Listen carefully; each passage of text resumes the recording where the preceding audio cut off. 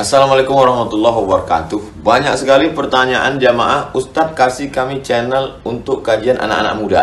Di antara anak muda berasal dari Aceh, luar biasa, channelnya Maulizul Akbar Nak. Tonton, subscribe, like, share, komen. Assalamualaikum warahmatullahi wabarakatuh.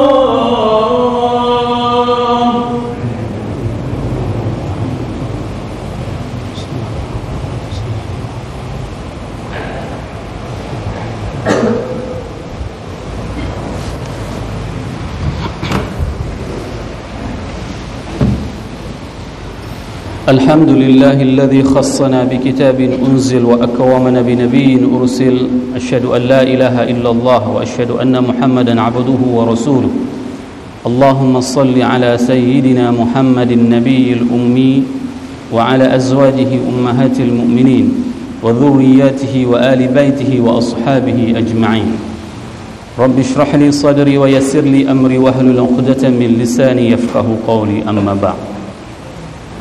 Para asatiz, guru-guru yang hormati, jamaah Jumat yang dirahmati Allah, marilah senantiasa kita panjatkan puji dan syukur kita kepada Allah yang telah memberikan nikmat iman kepada kita pada saat kita sebelum mendengarkan suara azan. Alhamdulillah, Allah telah memberikan nikmat tersebut kepada kita sehingga kita dapat melangkahkan kaki kita untuk melaksanakan salat Jumat. Sedangkan masih banyak di antara saudara-saudara kita pada saat mereka bahkan sudah mendengarkan suara azan, padahal sangat dekat suara tersebut dari tempat pekerjaannya, namun mereka tidak tergerak hatinya. Mentengna syahara-syahara kita nyonyo pada saat gedinga su azan panggilan untuk meraih kesuksesannya, tapi lebih dipilih untuk melaksanakan but-but dunia gonya. Nyo merupakan nikmat yang hana merumpok bak urengnya. Namun alhamdulillah di bak uronyo kita nyo gebi nikmatnya walaupun golom tadinga suara azan. Alhamdulillah ka telangkah kaki kita nyo untuk dilaksanakan salat ni. Ta berkumpul di tempat yang penuh dengan keberkahan. Nyangkehnyo salah satu nikmat yang Allah gebi kita nyo. Sedangkan nikmat dunia mungkin mereka bisa mendapatkannya dengan mendapatkan keuntungan pada saat mereka berdagang.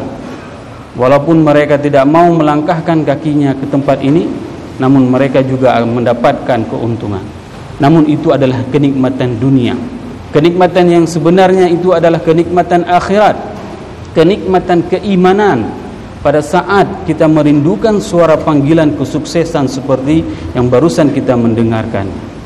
Selawat dan salam mari sama-sama kita panjatkan kepada junjungan kita Nabi besar Muhammad sallallahu alaihi wasallam yang telah mengajarkan umat manusia, di mana kalau seandainya Rasulullah sallallahu alaihi wasallam tidak pernah diutus ke atas muka bumi ini, maka kita tidak tahu bagaimana cara melaksanakan salat Jumat.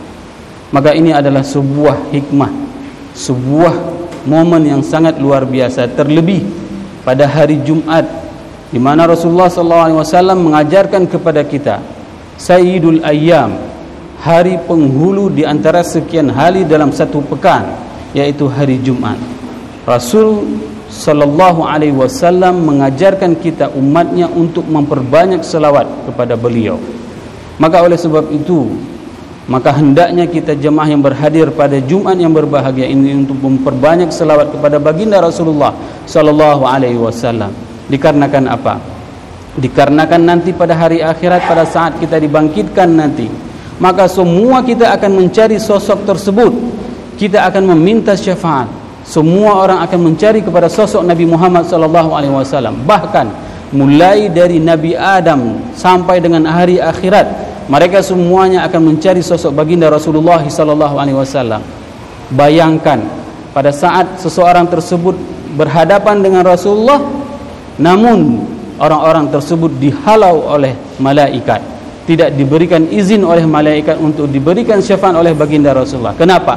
Dikarenakan mereka tidak mengamalkan apa yang diperintahkan oleh Allah dan Rasul. Maka semoga jamaah Jumat yang berhadir pada hari ini merupakan di antara umat Nabi Muhammad sallallahu alaihi wasallam yang akan diberikan syafaat oleh baginda Rasulullah sallallahu alaihi wasallam. Semoga kita juga yang berhadir pada tempat yang penuh dengan keberkahan ini di antara umat Nabi Muhammad yang akan disuguhkan air dari telaga Kausar dari tangan mulia tersebut. Barang siapa yang disuguhkan air dari tangan mulia tersebut, maka dia tidak akan pernah merasa kehausan selamanya. Inilah kenikmatan pada saat kita diberikan nikmat Islam, dan kita juga diberikan nikmat dengan dikirimnya baginda Rasulullah SAW sebagai Rasul kita. Hadirin jamaah Jumat yang dirahmati Allah, Al-Quran merupakan kisah-kisah terbaik. Nahnu naqussu alaihim ahsanal qasas. Bahwasanya kisah-kisah yang terdapat di dalam Al-Quran itu merupakan kisah-kisah terbaik. Akan tetapi Al-Quran itu bukanlah kitab dongeng, bukanlah cerita dongeng. Dia menyebutkan berbagai macam kisah. Kisah-kisah yang disebutkan di dalam Al-Quran itu adalah menjadi suri tauladan, menjadi pelajaran kepada kita. Pada saat Al-Quran menceritakan tentang sosok para nabi, maka itu adalah menjadi pembelajaran kepada kita, agar kita belajar bagaimana terhadap perjuangan yang dilakukan oleh nabi tersebut. Salah satu kisah yang disebutkan di dalam Al-Quran itu adalah kisah Nabi Ibrahim alaihissalam. Dikarenakan dalam beberapa hari ini kita akan memperingati tentang kejadian yang dialami oleh Nabi Ibrahim alaihissalam. Imam Ibnu Katsir di dalam kitabnya Bidayah wa Nihayah juz 1 halaman 139, beliau menjelaskan secara detail kejadian tentang Nabi Ibrahim. Banyak kisah yang tidak diungkapkan di hadapan umum, akan tetapi perlu kita sampaikan bagaimana perjuangan Nabi Ibrahim. Nabi Ibrahim itu mendapatkan ujian, berbagai macam ujian. Namun semua ujian yang dialami oleh Nabi Ibrahim semuanya dilaksanakan dan ditunaikan, sehingga Al-Quran mencatat bahwasanya perjuangan Nabi Ibrahim tersebut menyukseskan segala macam bentuk ujian. Allah berfirman di dalam surat Al-Baqarah ayat 124 yang berbunyi, A'udzubillahi minasyaitonirrajim, Bismillahirrahmanirrahim. Wa idh ibtala Ibrahim rabbuhu bikalimatin fa'atammahun. Qala inni ja'iluka lin-nasi imama. Qala wa min dhurriyyati. Qala la yanalu ahadidz zalimin. Dan ketika Ibrahim diuji dengan berbagai macam ujian, fa'atammahunna, maka Nabi Ibrahim menyempurnakan semua ujian-ujian tersebut. Hana saboh pi, ujian yang gebili Allah kepada Nabi Ibrahim nyan hana geterimang le Nabi Ibrahim. Mandum geterimang dan mandum gejalankan. Pada saat Allah guyu Nabi Ibrahim dari Palestin yujak ke Makkah, fi wadin ghaira zi zar'ain, di tempat yang hana kehidupan sapu pun, hana tumbuh-tumbuhan, hana manusia, yujak ke lain Allah, tapi gelaksanakan le Nabi Ibrahim. Nabi Ibrahim teruk Makkah gepeduk perumah gepeduk anak yang matang ubud, watayan ida yang le anak. Wahai Ibrahim, so yang yubadron kamu kena. Pada saatnya Nabi Ibrahim dijawab Allah yang yu dijawab le rumah Nabi Ibrahim. Menya memang Allah yang perintah, maka long taati pe yang gepegah le Allah. Ni bayangkan uronyo tanyo hantam giu pinah le Allah lagi giu pinah Nabi Ibrahim. Hantam giu tinggal kedeh lang gunung Sira tu. Ni bayangkan zaman pada saat Nabi Ibrahim giu le Allah untuk tinggal lang padang pasir, hana kehidupan sapu, hana rumah, hana sapunahinan. Tapi pada saatnya Nabi Ibrahim yakin kepada perintah Allah, sehingga apa yang terjadi?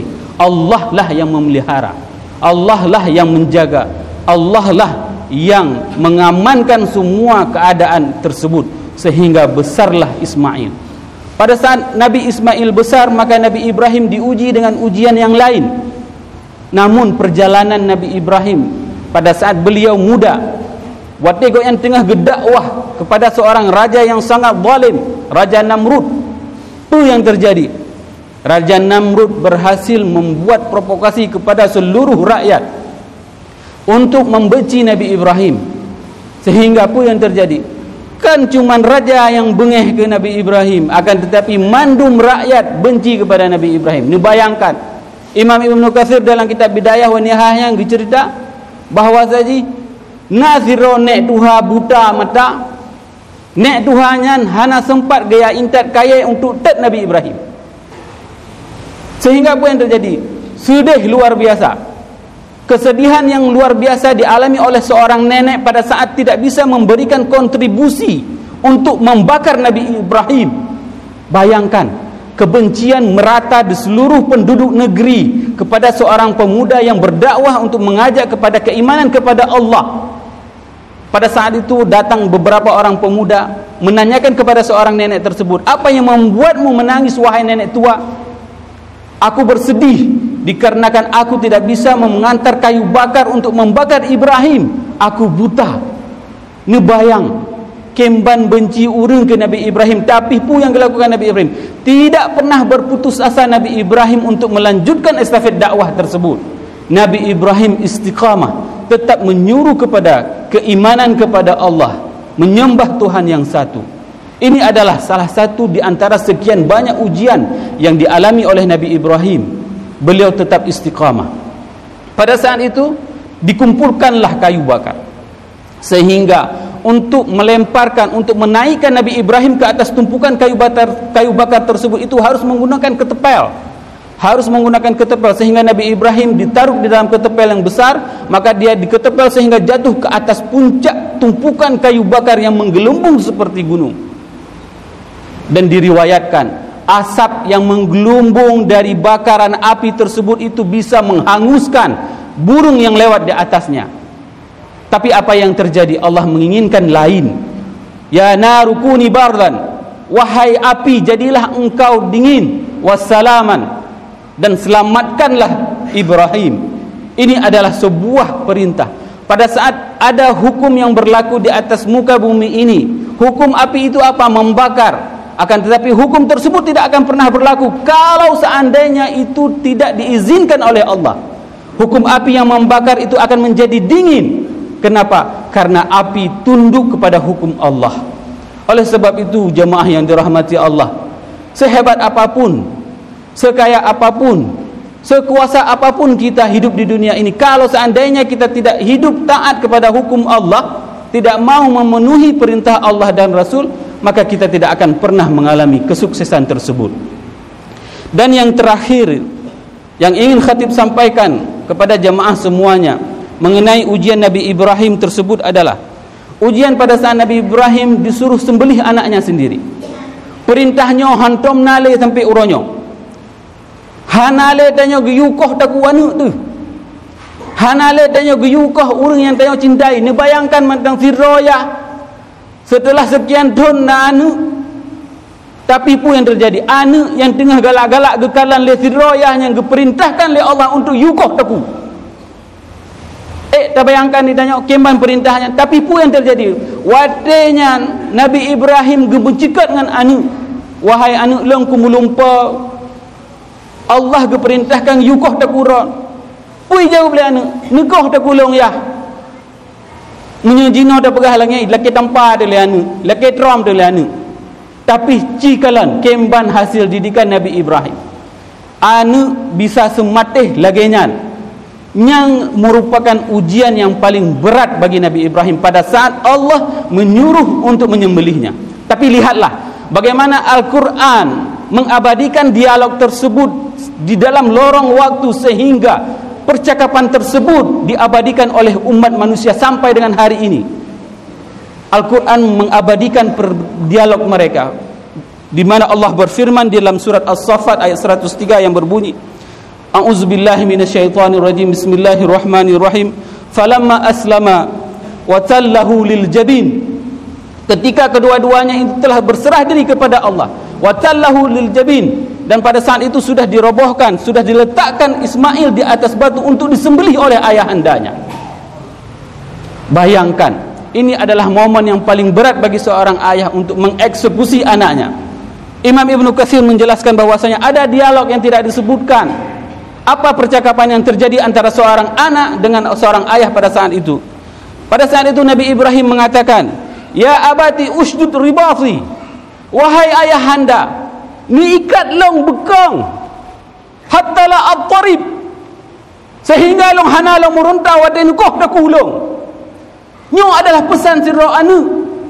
Seorang anak mempesankan kepada orang tuanya, wahai ayahanda, ikatlah, kencangkanlah tali.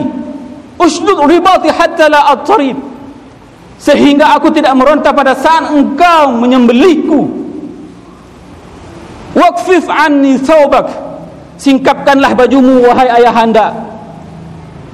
Hatta la yatalattah minad dam fatarahu ummi fatahzan, sehingga apa? Sehingga darah yang engkau potong itu tidak muncrat ke atas bajumu, sehingga ibu melihatnya akan sedih melihat wajah, melihat darah di bajumu. Maka singkapkanlah bajumu wahai ayahanda. Wa asri marasikin ala huluqi, dan cepatkanlah pisau pada saat engkau menyembelihku. Ini merupakan di antara pesan Nabi Ismail kepada Nabi Ibrahim. Selanjutnya Nabi Ismail memesankan kepada ayahandanya, fa idza ataita ummi, menyana balik rumah untuk faqri alaihi salam, faqri alaiha salam, maka sampaikanlah salamku kepada ibunda. Wadai ni balik rumah untuk nu petrok salam long ke mak, bawa saja long kali nukoh daku. Bayangkan bagaimana ketulusan seorang anak pada saat dia disembelih masih sempat mengingatkan ayahandanya, untuk tetap istiqamah melakukannya, bukan dengan cara menolak. Hari ini jamaah yang dirahmati Allah, kita tidak diminta oleh Allah untuk menyembelih leher anak kita. Kita tidak diminta oleh Allah untuk menyembelih orang-orang yang kita cintai. Tapi Allah menginginkan ketaatan kita, bagaimana pengorbanan seorang Nabi Ibrahim, sehingga kewajiban tersebut diwajibkan kepada kita, yaitu diperintahkan kepada kita untuk berkurban. Hari ini berapa banyak nikmat yang Allah berikan kepada kita. Berdagang kita dalam satu hari, mempunyai kita kemampuan na laba tanyo dalam siuro na yang laba sejuta, dan na salah diro jamaah hino yang mekat hino di kedai goknyan gerubah cara kira zakat. Juga sampaikan bak lo, ustaz, long jaman long kira zakatnya yang gleh mentang, sehingga wadai long bayi zakat cuma 20 juta dalam setahun. Tapi long robah polanya, long kira mandum aset long kira mandum aset mandum harta long kira dalam perdagangan yang, sehingga apa? Alhamdulillah setiap tahun mulai dari tahun pun sampai tahun baronyo gebayu zakat bulan Ramadan 500 juta. Ni bayangkan dari 20 juta gebayu zakat, tapi alhamdulillah Allah gena juk cara lain harta ke urang yang memang taat kepada Allah. Nyo adalah pelajaran penting kepada tanyo mandum. Pada saat Allah memberikan nikmat harta kepada kita, maka jadikanlah harta tersebut sebagai pengabdian diri kita, pendekatan diri kita kepada Allah dan kepada Rasul. Wat yang nakakalan motor baru itibit dah belau, meredah juta harga motor dah belau. Tapi sabah lumo yang harga haji yang sekurung belah juta, berat rasa haji wat dia nak belau. Nyo adalah pertimbangan bagi kita yang mandum-mandum. Apakah kita akan menunggu saat bencana akan menghilangkan semua harta tersebut baru kita akan bersedekah, baru kita akan berkurban? Lihatlah bagaimana kisah tsunami. Orang yang telah mengumpulkan harta sekian puluh tahun, akan tetapi pada saat Allah ingin menghilangkan harta tersebut dalam jangka waktu 5 menit, semua harta yang ditumpuk itu hilang begitu saja. Ini merupakan kisah penting kepada kita. Belajarlah bagaimana ketulusan Nabi Ibrahim pada saat menerima perintah dari Allah. Maka pada saat kita menerima perintah Allah dalam bersyariat ini, maka yang perlu kita tunjukkan itu adalah kepatuhan tanpa syarat dan ketaatan tanpa batas. Semoga apa yang khatib sampaikan ini bermanfaat kepada khatib dan kepada jamaah semuanya. Mari sama-sama kita memasuki kepada rukun 2 khutbah yang masih tertidur, yang tinggal ke budak mandum karena nyo sangat penting menyahanan dinganyo nyo hanasah Jumat urung daun mandum.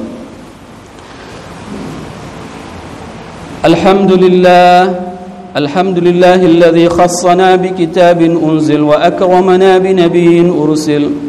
أشهد أن لا إله إلا الله وأشهد أن محمدا عبده ورسوله اللهم صل على سيدنا محمد النبي الأمي الحبيب المحبوب العلي القدر العظيم الجه وعلى أزواجه أمهات المؤمنين وذرياته وآل بيته وأصحابه أجمعين يا أيها الناس أوصيكم ونفسي بتقوى الله ومن يتق الله يجعل له مخرجا يا أيها الناس اتقوا الله حق تقاته ولا تموتن إلا وأنتم مسلمون وقال الله تعالى في القرآن الكريم أعوذ بالله من الشيطان الرجيم بسم الله الرحمن الرحيم وإذ ابتلى إبراهيم ربه بكلمات فأتمهن قال إني جاعلك للناس إماما قال ومن ذريتي قال لا ينال أحد الظالمين بارك الله لي ولكم في القرآن الكريم ونفعني وإياكم بما فيه من الآيات والذكر الحكيم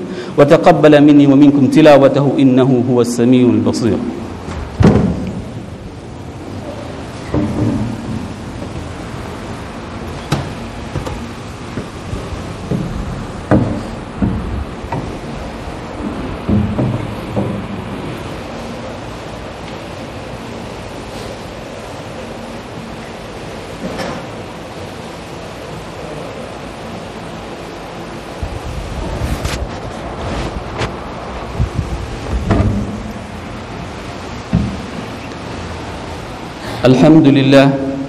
الحمد لله غافر الذنب وقابل التوب شديد العقاب لا إله إلا الله أشهد أن لا إله إلا الله له دعوة الحق حريص عليها وأوجب تبشير بها ولتكن منكم أمة يدعون إلى الخير ويأمرون بالمعروف وينهون عن المنكر وأولئك هم المفلحون وأشهد أن محمدا عبده ورسوله بلغ الرسالة وأدى الأمانة ونصح الأمة وكشف الغمة حتى آتانا اليقين ليلها كنهارها لا يزيغ عنها إلا حالك اللهم صل على سيدنا محمد النبي الأمي وعلى أزواجه أمهات المؤمنين وذرياته وآل بيته وأصحابه أجمعين وقال الله تعالى في القرآن الكريم أعوذ بالله من الشيطان الرجيم بسم الله الرحمن الرحيم إن الله وملائكته يصلون على النبي يا أيها الذين آمنوا صلوا عليه وسلموا تسليما يا أيها الناس اتقوا الله حق تقاته ولا تموتن إلا وأنتم مسلمون اللهم اغفر المسلمين والمسلمات والمؤمنين والمؤمنات الأحياء منهم والأموات إنك السميع قريب مجيب دعوة ويا قاضي الحاجات ربنا لا تؤاخذنا إن نسينا أو أخطأنا ربنا ولا تحمل علينا إصرا كما حملته على الذين من قبلنا ربنا ولا تحملنا ما لا طاقة لنا به واعف عنا واغفر لنا وارحمنا أنت مولانا فانصرنا على القوم الكافرين ربنا آتنا في الدنيا حسنة وفي الآخرة حسنة وقنا عذاب النار وأقيم الصلاة